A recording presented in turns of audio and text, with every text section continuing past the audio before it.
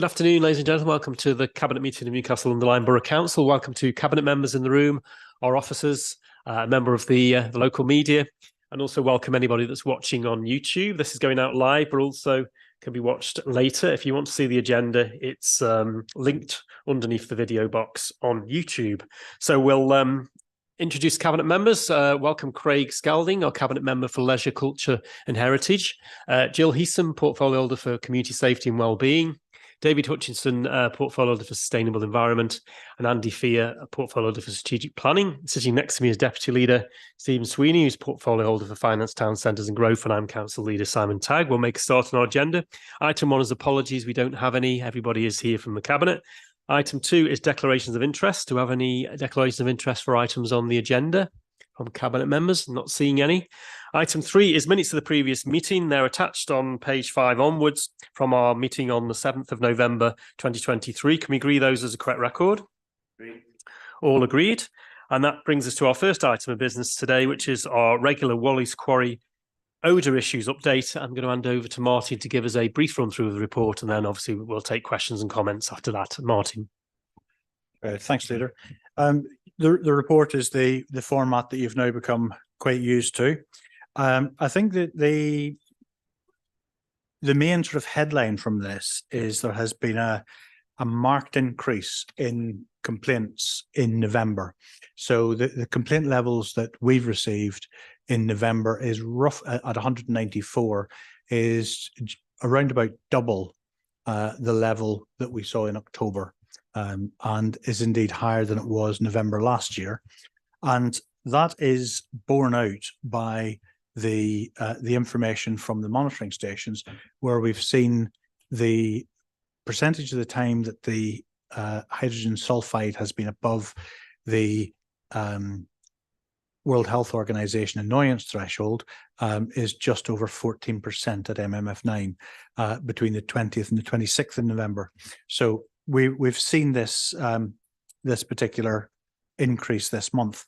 Now, members will be familiar that at this in the winter time, and in particular when it's cold and still, those are the times when we get the least dispersion of the gases coming off the site, and therefore the most prevalence of odours in the community and complaints. So we have been responding to that by more deployment of officers out into the community to try and actually witness the odours, etc. Because for us to take action, while the complaint information and the data from the monitoring stations is useful, there is nothing really quite as impactful as being able to directly witness this by qualified officers who've had the requisite training and assessments for nasal acuity. So we've had officers doing out of hours assessments during the times when we've had the particular spikes of complaints, and continue to have. So we've got colleagues out tonight and again in the early hours of tomorrow morning, because the weather predictions for this time indicates that it's a potential problem time. So we're trying to monitor those, and then we're also sharing the complaint data in as close to real time as we can with Walleys Quarry, and we have a meeting scheduled for Friday where we will be discussing both some previous spikes that we've seen, but also particularly the November experience with the employees or the leadership team from Walleys, so that we can understand more about what's happening on site, etc. And they have indicated that they are doing their own assessment of what's happening at the moment, and will feed that back to us when that's completed. As well as ourselves doing the out of hours odour assessments, colleagues at the Environment Agency have advised that they've also increased the level of odour assessment tours that they're doing, and that is also both in hours and out of hours, which is encouraging. I have to say the odor assessment process is always a difficult one, because it's rare for the odors to be consistent for a period of time. It tends to be relatively transient and come and go, which can make that difficult. I think the other significant thing that comes out through the report is the ongoing work by the Environment Agency in terms of their regulation of the site, and in particular their publication of some car forms which detail works that they're requiring Walleys Quarry to do regarding the site. Two in particular to draw out. One is works to the clay capping of the flanks, which is to be completed by the 12th of December. The flanks, as you know, is one of those elements of the site that has been a subject of some concern in the past, because it's probably more difficult to cap than the body of the site. So that's due to be completed next week. So we will hear more, no doubt, on Friday from Walleys Quarry about that. And then the other area of work that is significant that the Environment Agency are asking Walleys to do is to update their odour management plan. And this is really to reflect the developments at the site since the plan was produced, and to sort of tighten up the effectiveness of that document. So the odour management plan sets out the processes by which the operator both identifies and then responds to odours that they assess on the site. So as I say, I think the key things are, we've seen this increase. We continue to work with Walleys to understand what lies behind that, and as necessary, we will take action on that. Colleagues at the Environment Agency, who of course are the lead regulator of the site, are coming at this through their car forms and through their own regulatory framework, and requiring particular actions by Walleys to improve the containment of gas within the site, and then also improve the management of odours that emerge. Okay. Thank you, Martin. Thank you for the ongoing work of the council teams. It's great that we responded to the rise in complaints by going out and doing some of our own staff monitoring and obviously odour monitoring from traditional styles through the nose, which I think is a good way to gauge it. And I think a lot of people that haven't had the issues of the odours from Walleys Quarry recently are now experiencing it again. You could put that down to the weather this time of year, but I think we are talking possibly 2 miles plus around again now, which we haven't seen that for a number of years now. And also people in areas such as Westbury Park, Seabridge, down into Silverdale, Nutton, and areas are experiencing this pretty hard at the moment. And I'm sure that as we open it up to cabinet members, they'll also talk about their own experiences. And I think it's really key that, as we have been doing, we keep a very close watch on eye on this to ensure we do our part, which is also to hold the EA to account and the Environment Agency for their role within this as well. But got more to say in a bit, but I'm going to just open it up now to cabinet members for any views. Steve. If I could start the ball rolling. 3.8, I think it's absolutely scandalous that the 20th of November we had a scrutiny committee meeting here with the county council, and the Environment Agency didn't come to it. And I think that says everything really. They're the ones with the teeth, and they don't need any more use of teeth. The fact they won't come and be scrutinised in public over something that must be one of the major issues in their sort of work, I just think it's scandalous, really, and it just shows exactly what the Environment Agency is all about. Thank you. Thanks very much, Simon. These are, let's be honest, disappointing figures. I cycle to work and I come down Keel Bank pretty much every day. I came down this morning at about 10:30, and towards the roundabout on Keel Bank, not only are you smelling this, but as a cyclist, I'm afraid you're tasting it as well. It really isn't very pleasant, and these figures are telling the truth. I mean, this is noticeably the case. Also, when we look at these figures, I mean, 3.4, I think, it's very interesting. The monitoring station 9, 14.33%. I mean, that sort of sounds low, but then when we start to think about that, that means that for 1 minute in every 7, this is in excess. 1 minute in every 7. Most of us, so every 10 minutes you get this. And that, I think, is, the reality behind these figures. I'd also like to reiterate what Stephen said. And, it is a disgrace. I mean, it is rank cowardice on the part of the Environment Agency not to come to be scrutinised. Brutally put, who do they think they are? The public are paying for this. Why are they not giving an account of what they're doing, or more importantly, of course, what they are not doing? And I do look forward to, I believe there is a change of personnel there, that there'll be a better approach, that the people who come in regard this as their inheritance, something that they need to sort out and deal with, not something that they're just going to say, oh, that was, in the past and it's all different now. But we really do need these people. Our own officers, as this report shows, are working really hard to try and solve these problems. And we are being let down by people we're relying on. And that really just isn't a good thing at all, is it? Thank you, Andy. Jill? Yeah, I'm not going to go through everything that my colleagues have said, because obviously I have the same experiences in the ward where I live. It is appalling and has been appalling for over a week now. And you might argue that people might not want to open the windows, but as soon as you open the window or go out the front door, the smell is just there, and you feel like you're tasting it. It is incredible, really, how long this has gone on for. I look forward to seeing if there is an improvement in the Environment Agency's approach, and it would be a very positive thing if we could see that they were taking responsibility for this.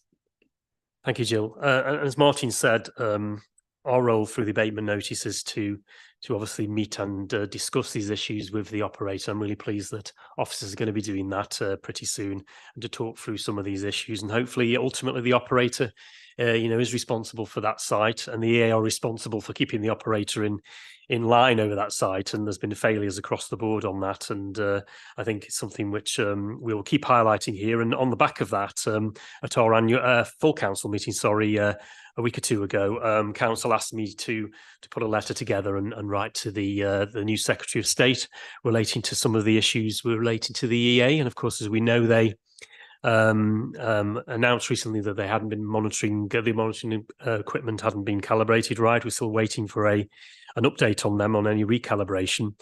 But I will write that letter, and I think I will also write it to the Prime Minister and escalate it up to him and ask him to, because I feel we have been let down by the ministers as well. I think we've had successive secretaries of states, successive ministers who have let this borough down on their response to this. And also within the EA, I think you touched on it, Martin, our MP referred to it on the BBC Politics programme on Sunday, is that the regional head of the EA for this area is moving on to another position. That will mean then that everybody that was ever involved at the time of when this was going wrong is no longer involved and has moved on. That gives the EA almost a blank sheet of paper to say, well, this is the past, we're moving forward, where somebody needs to be held accountable for what's got us to this state, and that is poor regulatory management of Walleys Quarry by the Environment Agency.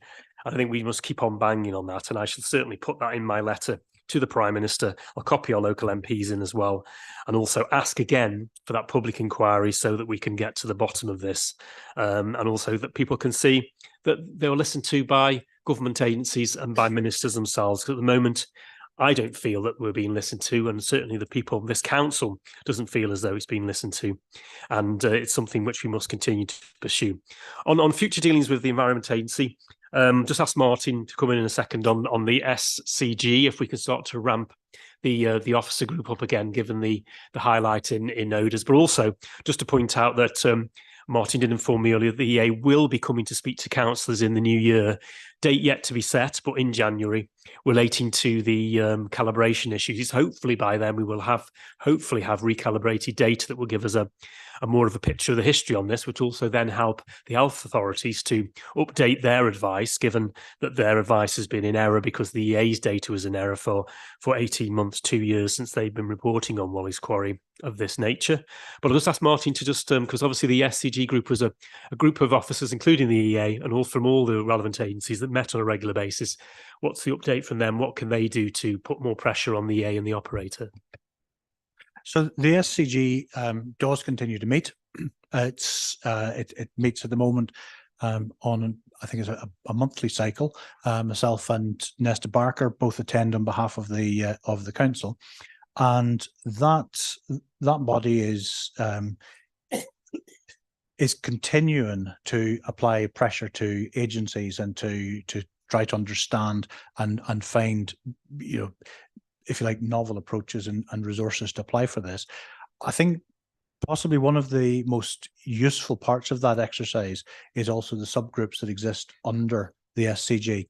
So, for example, those organizations that are involved in regulation and enforcement have the space then to actually compare what they're doing and support one another, etc. So there's actually a richness to what goes on rather than just the SCG itself, but that does continue to meet. Thank you.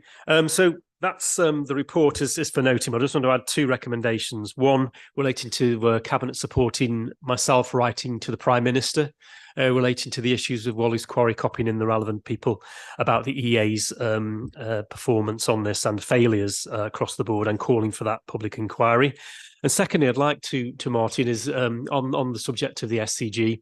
We did hold a political SCG, didn't we, in the summer now, didn't we? We said that we would hold another one next spring if there were not any issues that are arising. I think we need to consider now whether we do ask to call a political SCG, probably early in the new year. Let's see what happens through December, and then get the political heads of the organisations around the table, so we can hopefully, with the new area director of the EA as well, will hopefully be in place in the new year, and we can then begin to put a bit of political pressure on through the SCG as well. So as a third recommendation is that we ask the Chief Executive to explore the political SCG meeting early in the new year.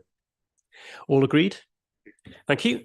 That moves us to item 4 on the agenda, which is 5 on the agenda, which is the Revenue and Capital Budget 24-25 first draft saving plans. Part of our route to setting the budget in February, we've already had the MTFS to last Cabinet, and this is the first look at the draft savings. As we know, we had a budget gap, and Steve's going to take us through that now. Thank you, Leader. This report presents the refreshed medium-term financial strategy, including the first draft proposals being considered to balance the 24-25 revenue budget and the proposed capital programme for 24-25 to 26-27. Savings and funding strategies have been identified to address a 2.686 million budget gap for 24-25 via a vigorous efficiency board process, and have been agreed with managers as both being feasible and sustainable. A major transformation programme, the One Council programme, commenced during 21-22, which involves an extensive redesign of organisational structures, process and technology, underpinned by changes in culture, leadership and governance. Over £1 million of recurring savings have already successfully been achieved from the programme. The programme will continue to drive efficiencies through continuous reviews and developments of the council services during 24-25. A significantly below inflation council tax increase of 1.99% per Band D property is again proposed. This amounts to 10 pence per week or less for 95% of households within the borough Band A, B, C, D and E properties. This is what we said we would do in our manifesto, and we stuck to the pledge on that to keep it below 2%. The savings identified enabled a continued contribution of £250,000 to the Borough Growth Fund. This will continue to enable investment in the council's priorities, including significant investment in boosting the sustainability of the environment within the borough and supporting development of the town centre. The capital programme for 24-25 to 26-27 is based on new schemes which are vital to ensure continued service delivery and assisting the council to achieve its corporate and service objectives as set out in the council plan. These schemes total £41.2 million, of which £16.7 million relates to next year. This includes schemes funded from major investment into the borough, successfully secured via Town Deals Fund for both Newcastle and Kidsgrove. Delivering the capital programme for 24-25 will require prudential borrowing to be undertaken. The impact of borrowing is included in the MTFS. I personally think there's a lot of councils in Staffordshire who'd swap seats with us at this moment with our budget. To have a balanced budget for next year put forward with all the gaps filled is a tremendous achievement, really. It's a balanced budget. It'll go to scrutiny, I think, at the end of next week for them to have a look at it before it comes back here. But I think we're in a good position with it, to be honest with you. I think it's gone very well. Thank you. Thank you, Steve. Completely endorse your comments there. I think we've had a very robust budget setting process started in the summer. We've had cabinet members and senior officers involved in an efficiency board. We've been to scrutiny already with the MTFS and got endorsement for that. And now we're bringing back these first draft savings as I say, we're on the route to set our budget, and that will be a balanced budget in February with as committed to a 1.99% council tax rise under 2%, as we said, in a time when bills are rising across the board in other things. And I think you're quite right about our financial position being in a better place than a lot of councils, but we're not resting on that. I think we have to look forward to next year when we have to make savings again, and we're already thinking about how we do that. And I think the savings we've made this year are deliverable. We've got a record of delivering on our One Council transformation programme, which this will be the third year of savings we're looking to take out. And also maintaining that investment in the core priorities of the regeneration with better services for local people on recycling, whether it's street cleaning, whether it's in community safety area, whether it's in planning, bringing forward that important local plan that we need for the borough to protect it in future years. And I think all of that is made possible by a good balanced budget, which we are bringing forward again this year. So I look forward to it going to scrutiny and then coming back to us to be finalised to take to council for the budget setting meeting in February. Open it up now to questions and comments from any cabinet members relating to the budget paper. Andy? Well, thank you very much, Simon. No, again, I think what Stephen has said is right. We are changing the political colour of this county to green with envy, I think, for many people, because this is an excellent report. It's shown that the team are working really hard, working really efficiently. I think we should all thank them for that. We also see here that the process we've gone through is producing things which are deliverable. They're not pie in the sky. And as the leaders pointed out, we have got a good record on delivering, on saying what we can do. And the reason for that is because we're not asking the impossible. We are actually thinking this one through. And another nice thing is we're also, of course, thinking to the future as well. So we don't want to just get it right this time round. We want to get it right the next time round and, of course, the time after that. So this also paves the way, I think, to a prosperous future. Also, of course, these are hard times, and hard times test people's mettle. I think the fact that we're proposing a 1.99% council tax rise is something we said we'd do. We've been able to do that by planning properly. So we are, again, helping people. All taxation, of course, is hardest on those who are at the bottom of the pile. This is a low rise. We are trying our very best to help those people. And I think, once again, we've said we'd do these things. We are going to deliver them. So this is very, very heartening indeed. Thank you, Andy. Any other comments? Not seeing any. So recommendations before us there, as Steve has noted. The next step for this will go to the FAPS scrutiny committee week on Thursday, I think it is, or week on Monday, where we look for members' input on that as we move forward. So with those recommendations, all agreed? Great. Thank you. We now move to our next item, which is item 6, which is the Council's Annual Report 22-23. And really on the back of what we just discussed with budget setting, I think there's a really good story to tell on the Council's performance during this period. Now, we have to say it is now December, and we're looking back to the financial year 22-23, and you will see in the recommendations that we start to bring this earlier This report will go to full council for debate in January, which will be quite a long way after the finish of this, the year that this covers. So we want to bring it forward to September. But the picture really is as I believe, portrays which the public can see. This is available on our website. Is a well-run council that's delivering on the priorities it's set. And of course, last year we put in our council plan, which takes us to 2026, and this is the first year of delivery upon that. And it's about that regeneration of our town centre using that government funding through Town Deal and Future High Street Fund, supporting a healthy and safety of active community through our J2 facilities and our sports and leisure and all the other things we do on health and fitness and community safety. And then creating those town centres that are attractive for people to come and visit as well, whether that's Newcastle, whether that's Kidsgrove, or whether that's our high streets across the borough. And then, as I talked about in the budget setting paper, that one council's transformation, which is doing three things. It's actually saving us money so we can balance the budgets. It's actually improving services to local people by using better ways of delivering those services. And also it's helping our staff to able to progress in their roles and have a progression within their careers as well, which is all part of the One Council programme, building our staff and our capacity to do more for people as we move forward and meet the challenges of the next few years as a Borough Council. And of course, we're publishing this now. We published one last year as well. This is the first one under our new council plan. And as I say, we'll bring forward one earlier next year so it can be discussed in September, covering the year that follows this one.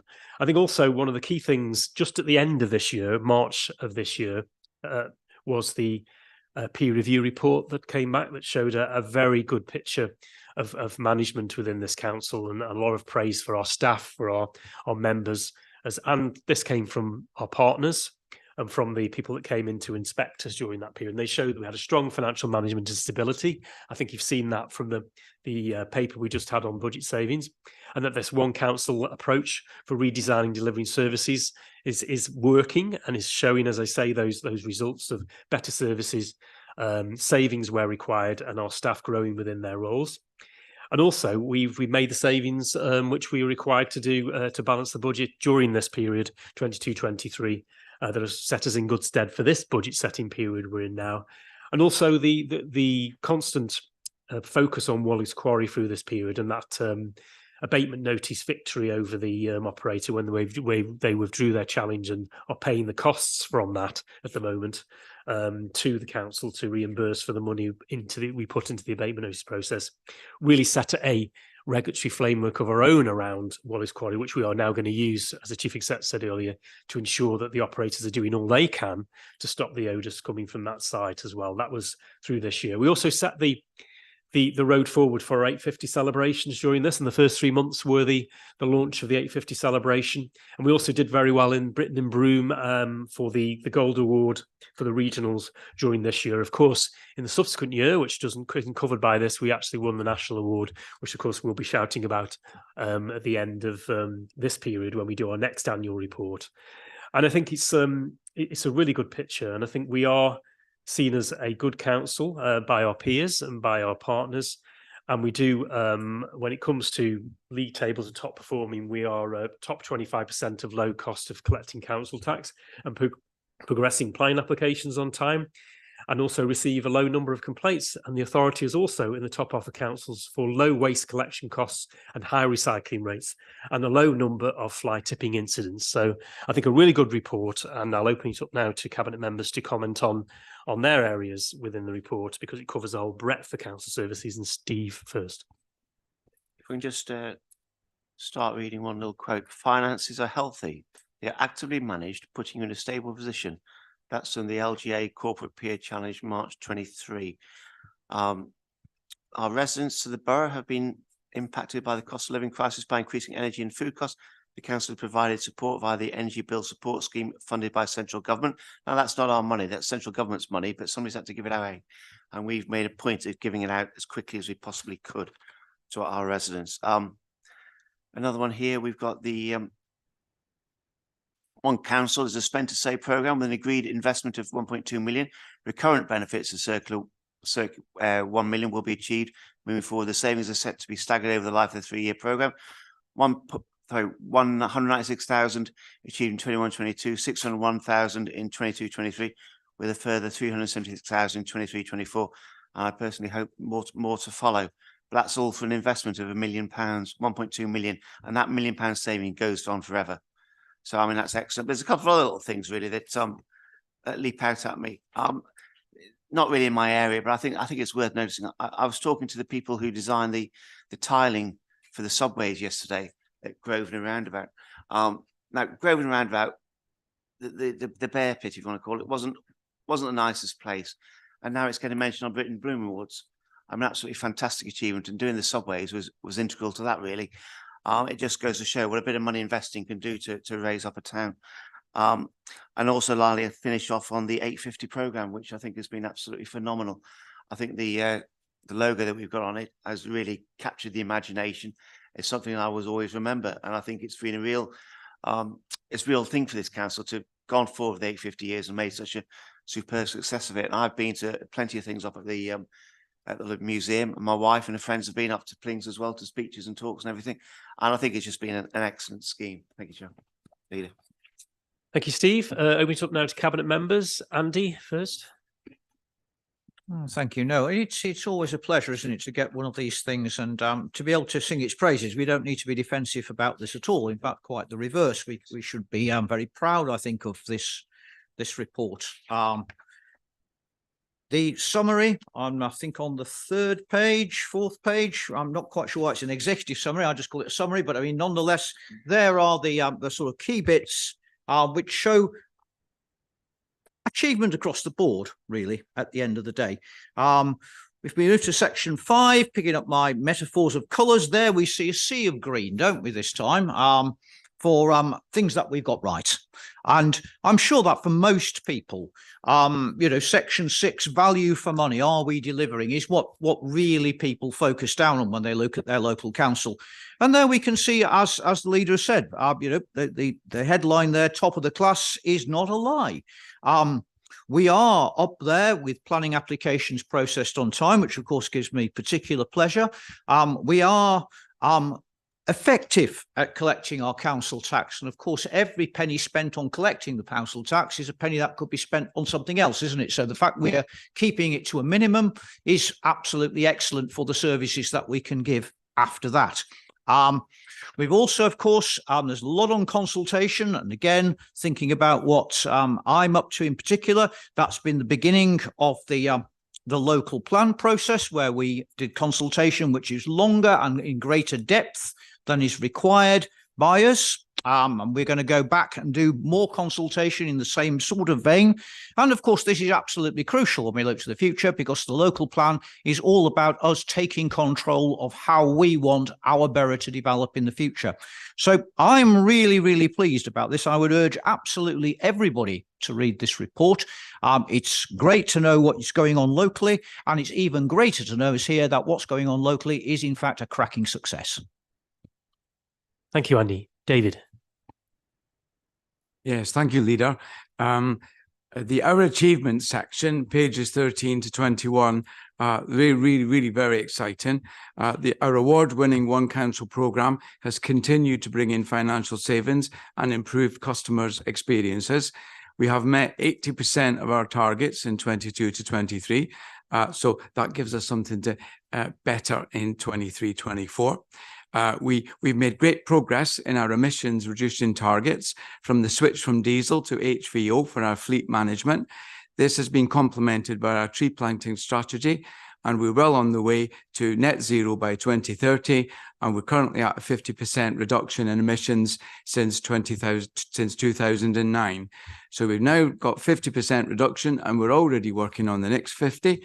So just keep your eyes peeled for 2024 to 2027. We've also done great work in maintaining the high standards of street cleanliness across the borough. We set up a new neighbourhood delivery team called the MMF team, or the Mobile Multifunction team. These are carrying out efficient enforcement action to support the effort of keeping the borough clean. We now have a Newcastle Town Ranger, a Kidsgrove Town Ranger, and we also have a neighbourhood ranger. complementing the HVO and reducing our carbon down. We'd also brought in the phase 5 of the tree planting strategy. We've currently now planted 14,947 trees. So we're heading towards the 15,000 in the new year. It's great news. Thank you. Thank you, David. Yeah, and I think really some good movement in that sustainable environment portfolio. And I see that we're printing trees as well as planting them. Jill. Okay, thank you. I think it's fair to say we've listened to our residents. We've got in section 2 listening to our communities, and particularly with the safe communities and housing. We've worked really hard as a partnership to respond to concerns. And it's why we will continue to collaborate with the community and with businesses as we remain focused on their concerns and working towards a safer town centre for everyone. Initiatives I've included, and they are kind of highlighted in the report, are working with partners, the safe spaces. I volunteer at the safe spaces. If anybody else would like to volunteer, please let me know. That runs mainly on a Friday night, but the medics there on Saturdays as well. We have street medics, security marshals, Safer Streets, which has literally brought in funding for extra CCTV, and we have a lot of those are just some of the initiatives that we've done. I think really anyone who visits Newcastle day or night can see for themselves that it is noticeably better. So I'm really pleased with these results. Craig. Thank you, Lady.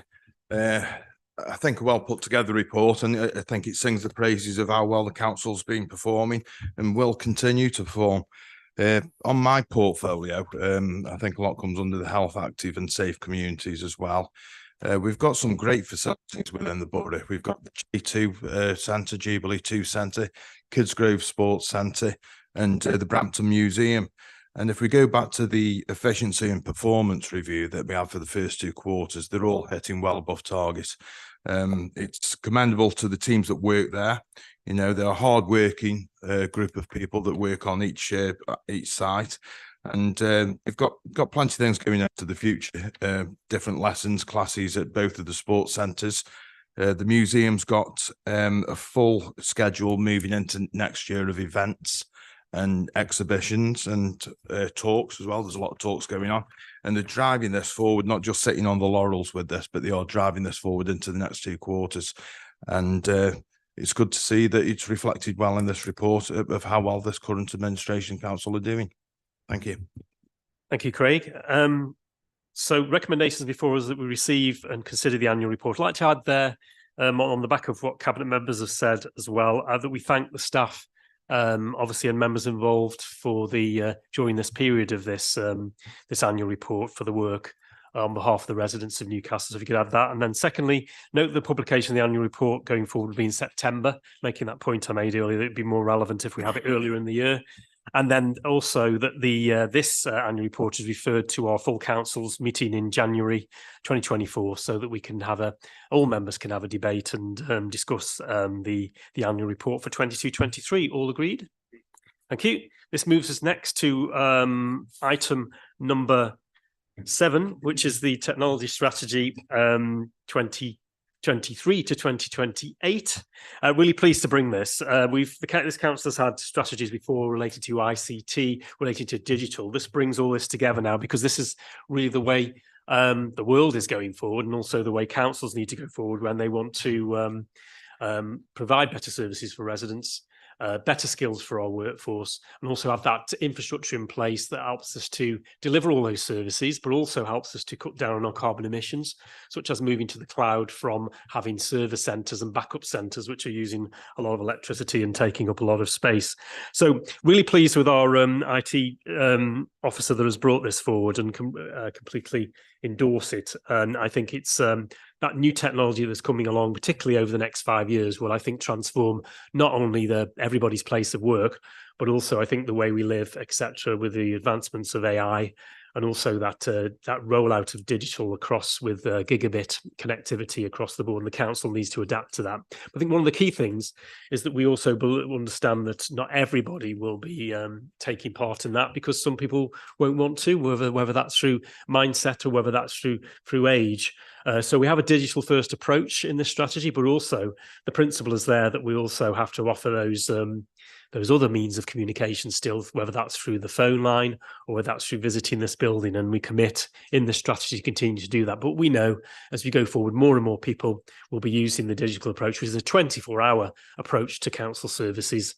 And most of our services now are able to be accessed via that way, and that will continue in the future. But I think what we want to do is also the back office to be more digitized, which will save time, it'll save expense, and provide a better service, and also a service that people can track better as well through having a my account on the website, which will allow them to look at their council tax issues, book tennis courts, be able to look at make complaints about Walleys Quarry, for example, if there's odours from there, and also be able to see all of their complaints in one place, and also to track them as well as they sign on to their account. This strategy will be going to the Scrutiny Committee, FAPS, at its next meeting for views on general members. I know when I've taken ICT-related items that fall within my portfolio to scrutiny before, they've been interested to ask, well, what about those people that are left behind? And I think there's two things there. We're making that commitment to keep those avenues of coming to the council, whether that's through the phone lines or whether that's through visiting this offices here open, but also that we offer assistance and training as well to people who want to get more IT savvy. And of course, we do have the Digital Society Centre opening in the town, which has been led by Peel University, which will have an outreach area for the community to come in and learn more skills about ICT and also digital as we move forward. So the strategy will cover 23 to 28. I think during this strategy, as I said right at the beginning, we will see massive change in the way IT and digital is used in the workplace, in our homes, and affect everybody's life. And I think we as a council with the strategy will be at the forefront of that to ensure we deliver, as I say, those three things: better public services, better outcomes for our staff, and also that carbon saving through the less infrastructure that is needed, creating carbon emissions by moving our operations to the cloud. So I'll open up now to any comments or views from Cabinet members. Steve. Well, two things really. Firstly, I think it's vital to keep the option open, which you are doing. I think it's excellent. But I mean, if you get something right like this, I did my garden waste last week, and it must have taken me a minute, perhaps 2 minutes to get it all done, sorted, and paid for. So if it works right, people will do it because it's just quicker than anything else, and it worked a dream for me. It was clear, it was easy to follow the process. Bang, bang, bang, job done. So that's the future. Thank you. Thank you. Not seen any more people wishing to speak. So the recommendations are we approve the technology strategy today, and that we also, Cabinet will require review requirements for each project which aim to implement the technology strategy. And I think there will be obviously cost implications probably, and then savings further down the line as we make use of that technology.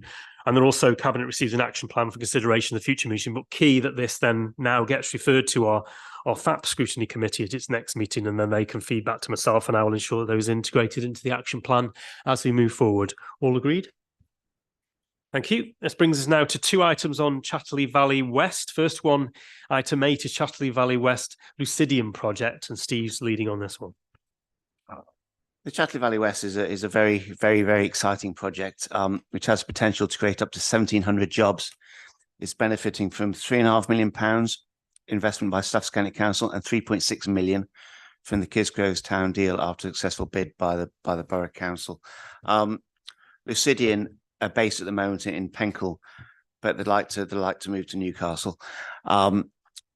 This project is Howarths, who are the builders, working with Lucidium on Lucidium's plans to build a sort of bespoke office and manufacturing type business there.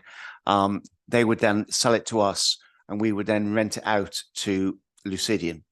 And the rent we get off them will be more than, it'll cover the interest on the loan, and it'll give us an income stream as well for our strategies. Now, we're not totally naive, and on page 80 of the report, you will see a full financial appraisal of Lucidium as a business, a full validation of the build costs as presented by Howarths, develop and evaluate the full business case for potential investment in the business rates retention scheme, how that benefits the council, a discussion with the Public Works Loan Board to understand the council's ability to borrow the money, to establish the timescales of development and leasing. So we're going here with our eyes open. We're looking at every eventuality. If you look across the road, you'll find a building there that perhaps they didn't do all this initially. We're not going to get caught out like that. So it'll all be assessed before we borrow money. We've not borrowed money for years in the council. So before we borrow money, we will absolutely make sure that every I is dotted and every T is crossed before we take on this sort of debt. Thank you. Thank you, Steve. I think, as Andy will probably say in a second when I bring him in, Chatterley Valley West has got like a long history, hasn't it? Of I can remember one of the first roles I took when I come on this council after 2003 was going onto the planning committee, and within a year we were talking about Chatterley Valley as the site for regeneration and the next sort of jobs explosion for Newcastle, and some of it came off. We had part of the site developed, but for many years that west part of it has been sitting waiting to be developed. And thankfully, because of the key to unlock this has been that town deal money and also the investment from the county council that has now enabled us to start to bring these next two, this item and the following item forward. But I think Steve's quite right to say we go in this with our eyes open. I think this is a lot of money to invest, and we've got to ensure if we do that the return and the actual commitment from those partners that will come on board with us is there, and that we can move these forward. And potentially for those 1,700 jobs on these sites is great for the people of the north of the borough, and I think for the whole borough, particularly Kidsgrove. And I think let's move forward in the stage plans as set out on here and get that full business case put forward so that we can hopefully move forward as a future date and realise that ambition that has been long held for Chatterley Valley and also for those jobs which come off the back of it. Andy. Thanks very much. Yes, there is indeed, of course, a history here, as the leader well knows. A long time ago, a leading councillor here, Councillor Ted Holland, who'd previously been a senior planner at the county, used to refer regularly to the Chatterley Valley as the jewel in the crown for Newcastle's development ambitions. And I'm delighted to see that we're going to put that jewel in place, hopefully.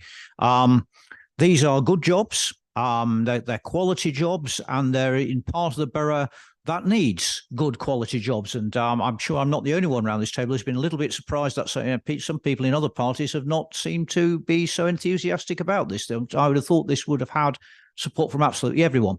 Now, clearly, there's a lot of money involved here. We are custodians of money, and we've got to be very careful with it. And I think this plan sets out an approach which is careful in that regard. On the other hand, sometimes, of course, the old saying is you can't make an omelette without breaking eggs. The key is that we break the eggs and we get a return in a rather tasty omelette. We've got to make sure that all of that works its way through. So I think here what we've got is a great opportunity. Clearly, we can't just charge at it. We've got to think carefully about what we're doing. But I think this plan outlines that, and we may well get our jewel if this all goes right. Thank you, Andy. Any other comments? Craig. Thank you, Leader. Right, as a resident of Kidsgrove and a local business owner in the area, I really welcome the continuation of this project. It really does bring great potential to Kidsgrove and the surrounding areas. I mean, as we keep banding this around about saying that I'll be the fourth person today to say that there's 1,700 jobs this can create. But I think on a wider picture, it shows more potential. It's a golden opportunity to develop a brownfield site and enhance the infrastructure of the local area. You know, this will help to drive growth and opportunity, not only for existing businesses, but to expand by encouraging new businesses to invest in the area. In the long run, it's all going to have a positive effect and impact on employment and the local economy as well. So, unfortunately, after a brief unseen pause in this project, it's great to see that it's back on track. Helping local businesses and residents, the inconvenience that it's been to local businesses and residents, it's been short-lived. And I think it's greatly outweighed by the benefits that this project will develop into in the near future. Thanks, Craig. And because you're talking about the road issues on the highway, which again was out of the control of most people because it was caused by the collapse of one of the companies involved, but the county did step in, County Highways, and ensured that Peacock Hayes Road, isn't it, was is being sorted out. So that's really positive. And I think you're quite right, Craig. I think this is something which will have a massive difference for the north of the borough if we can pull it off. And you're quite right about those business units it will create will be ones that are in demand in the North Staffordshire, which is those bigger units for businesses to grow into. And that's what this is all about. And the next item too. So we're looking at the recommendations for this item. It's note the progress made to date on the development of Chatterley Valley Industrial Park, and then receive further reports detailing both the full business case and the evaluation of the full business case once completed to enable decisions to be taken regarding future investment in this project. All agreed? Thank you. So that brings us to item 9, which is Chatterley Valley West Plot C Industrial Unit Investment. And Steve's going to introduce the second part of the Chatterley Valley story today. Yeah, second part of the similar story. A little bit different though. This is how us building us 3 separate units, 20,000, 25,000, 31,000. It could all be subdivided in smaller units. We would then buy it off them, and we would rent out these units to get an investment income from them. We find our smallish units we have across the borough, we can't get enough of them. And this is moving up to one stage, a little bit bigger, so people can go to one unit and expand into another. And again, it's an exciting thing. But again, once I said before, and I'll say it again now, a full validation of the build costs as presented by Howarth, develop and evaluate the full business case for potential investment and the business rates retention scheme and how that benefits the council, and discussion with the Public Works Loan Board to understand the council's ability to borrow the money. But again, it's an exciting thing. It's a thing we normally have no problem at all with renting these businesses out. And the investment income we get from it will more than pay the loan interest, and we'll have some money for the council as well. And we get jobs again to into that part of the world. And it's another thing that is just win, as long as we can rent the things out. But that'll be part of the process. Yeah, I think that's making that point again part of a process towards a business case, isn't it? I think this is one of the nuggets in the jewels which you were talking about from the what? Okay, that's fine. The facet is good. That Councillor Holland, Ted Holland, was talking about many years ago, which I can remember him getting up and saying that in planning when we were putting down the original planning for Chatterley Valley, and which included the west bit. So we can see that coming to some sort of fruition now. But the recommendations before, I've not seen any other speakers on this one, is we note the progress again made on the development of the industrial park and receive further reports again detailing both the full business case and evaluation of the full business case once completed to enable the decision to take forward future investment in this project. And again, stating what Stephen has said, this will be going through this stage by stage, but on this second item, the prospect of income for the council over the long term for the rent out of these units will help us with budgetary issues in the future, long into the future, to make this council sustainable. We just have to get it right in the planning process, which is what we will be doing through looking at the full business case. All agree those recommendations? Thank you. Item 10 then is our forward plan. We have a quick look at our forward plan for the next 3 months. It is attached on page 103. We'll quickly go through it page by page as usual. First page is covering today's meeting where we brought the items to Cabinet. And then at the bottom of the second page, we go to January 2024, which will have the draft capital budgets and then schedule the fees and charges. Newcastle Borough Council local plan next stage of the consultation in January 2, a communication service update also in January, and also the health qualities grants projects in January, along with a Walleys Quarry update, which of course you bring to every cabinet. Over the page we're into February, and we'll have the revenue capital budgets, a town centre regeneration update, Kidsgrove Town deal, contract of the shared services and garage replacement, and then a corporate enforcement policy, as well as the finance performance data, and also our Walleys Quarries update. And then we move to March, where we've got an EV charging points for the Newcastle car park, and then a re-awarding of the contract for the WAMI changing rooms, and also the Newcastle Town deal. But I think officers, looking back to the re-awarding of the WAMI, are looking to trying to bring that forward to January if possible, for us to, or probably February, to make a quicker arrangement so we can get those changing rooms in place. And then last one will be in March, was be a town deal update and digital infrastructure project relating to the town deal. Can we agree the forward plan? Thank you. Item 11 is urgent business. I haven't received any. Item 12 is disclosure of event information. We don't have any confidential reports on this one, and I haven't received any requests for members or members of the public to speak at Cabinet or attend. So that concludes the meeting for today. It's our last one before Christmas. I know it is December now, way too early, but wish everybody a Merry Christmas if we don't see you before, and we'll be back in January for a very packed Cabinet agenda again. Thank you.